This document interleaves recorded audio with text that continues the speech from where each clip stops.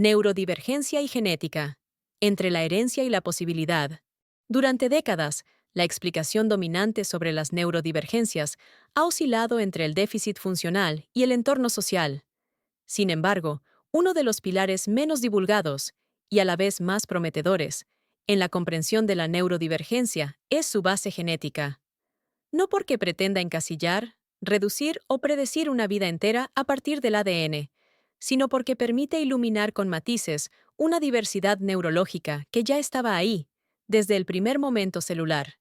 Vamos a analizar todo esto, y las conclusiones al final podrían sorprenderte. Así que quédate hasta el final.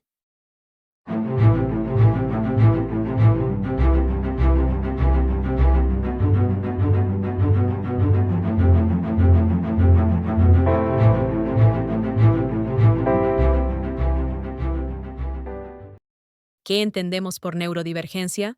El término neurodivergente hace referencia a formas de funcionamiento neurológico que se apartan del estándar estadístico. En esta categoría entran perfiles como el autismo, el TDAH, la dislexia, la discalculia, la Tourette y también las altas capacidades intelectuales. Estas diferencias no son patologías en sí mismas, sino variaciones legítimas del cerebro humano. Desde esta perspectiva, la genética no busca detectar errores, sino mapear caminos alternativos. Más que una desviación, la neurodivergencia puede entenderse como una bifurcación en el desarrollo cerebral que responde a patrones distintos, pero no menos válidos. Genes y neurodivergencia. ¿Cuánto está escrito y cuánto está por escribirse? Las investigaciones en genética del neurodesarrollo han identificado múltiples genes asociados con condiciones neurodivergentes. No existe un único gen del autismo o gen del TDA, sino combinaciones complejas de variantes genéticas que interactúan entre sí y con el entorno. El autismo y la arquitectura genética compleja. El autismo es probablemente la condición neurodivergente más investigada a nivel genético. Los estudios genómicos, GWAS, han identificado cientos de loci, regiones del genoma, asociados con el autismo. Estos genes regulan procesos como la sinaptogénesis, la migración neuronal, la plasticidad cerebral y la modulación de neurotransmisores. Algunos ejemplos son SHENK, NRXN1, CHD8 y SCN2A. Sin embargo, lo más interesante es que ningún gen por sí solo determina el autismo. La combinación de múltiples variantes, algunas heredadas, otras de novo, es lo que aumenta la probabilidad de que emerja un fenotipo autista. TDAH, entre herencia y neurotransmisores. En el caso del TDAH, también se ha detectado una alta heredabilidad genética, con estimaciones que rondan el 70-80%. Genes relacionados con la dopamina, DR4, DAT1, DBH y la noradrenalina parecen jugar un papel central. Estos sistemas están implicados en la autorregulación, la atención sostenida y la inhibición del comportamiento impulsivo. Aún así, la expresión del TDAH depende fuertemente de factores epigenéticos. El entorno puede amplificar, reducir o incluso silenciar la manifestación de los rasgos genéticos. Dislexia y procesamiento fonológico. La dislexia tiene también un componente hereditario importante. Se han encontrado asociaciones con genes como DIX1C1, KIA0T109 o ROBO1, que están implicados en el desarrollo de la migración neuronal durante etapas clave de la gestación.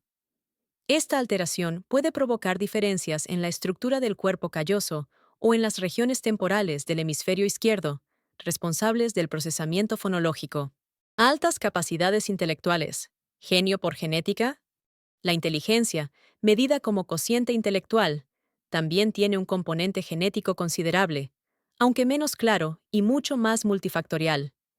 Estudios con gemelos sugieren que entre el 50% y el 80% del CI podría tener base hereditaria, pero eso no significa que esté determinado genéticamente.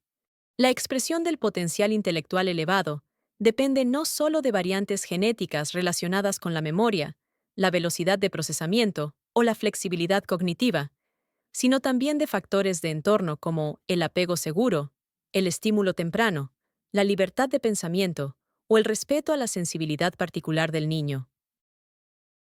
Herencia no es destino, el papel de la epigenética.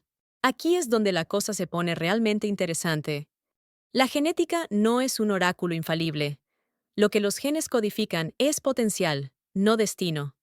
La epigenética, la forma en que el entorno activa o desactiva ciertos genes sin cambiar su secuencia, es un puente entre lo biológico y lo vivencial. Por ejemplo, un niño con predisposición genética al TDAH puede no desarrollar síntomas clínicos si crece en un entorno estructurado, afectivo y sin excesiva sobrecarga sensorial. Una niña con alta sensibilidad genética y perfil autista puede desplegar todo su potencial creativo si no se la obliga a camuflarse para encajar. De este modo, lo genético no es una sentencia, sino un terreno fértil que requiere condiciones específicas para germinar de una u otra manera. La trampa de la genética como etiqueta o excusa. Es importante señalar el riesgo de malinterpretar los hallazgos genéticos como herramientas de clasificación, selección o exclusión. Cuando se usa la genética para justificar desigualdades, nació así, no se puede hacer nada, se cae en un determinismo obsoleto que ignora el dinamismo del cerebro humano. Del mismo modo, usar el diagnóstico como coartada para no evolucionar o para reducir a la persona a una sigla, TEA, TDAH, CI, alto, es otra forma de violencia simbólica. Los genes explican predisposiciones, no posibilidades vitales. ¿Y si la genética es también un lenguaje de la diversidad? Una nueva mirada sobre la genética nos invita a abandonar el paradigma de la corrección para entrar en el de la comprensión. En lugar de buscar cómo arreglar el cableado diferente, podríamos empezar a preguntarnos qué mundos abre esa forma distinta de conectar las neuronas. ¿Y si las variantes genéticas asociadas con la neurodivergencia no fueran errores, sino mutaciones evolutivas con sentido? ¿Y si la humanidad necesitara justamente esa diversidad neurológica para afrontar su complejidad creciente? Conclusión. Hacia una genética liberadora, no limitante. Comprender la base genética de la neurodivergencia no significa reducir al individuo a sus genes, sino darle un marco de referencia más amplio para conocerse y comprender su singularidad. En un mundo que premia la homogeneidad, la genética puede ser una herramienta para legitimar la diferencia, no como un problema a corregir, sino como una forma válida de ser. La clave está en no dejar que la ciencia sea usada como una coartada para el control, sino como una palanca para la emancipación. Si te gustó ese video, no dudes en dar clic en me gusta y seguir nuestro canal de Umanchai. Eso nos ayuda para crear nuevos videos. Únete a Umanchai hoy. Forma parte de una comunidad que valora la diversidad neurocognitiva y fomenta el crecimiento personal y colectivo. Participa en nuestros grupos de reflexión y descubre nuevas perspectivas.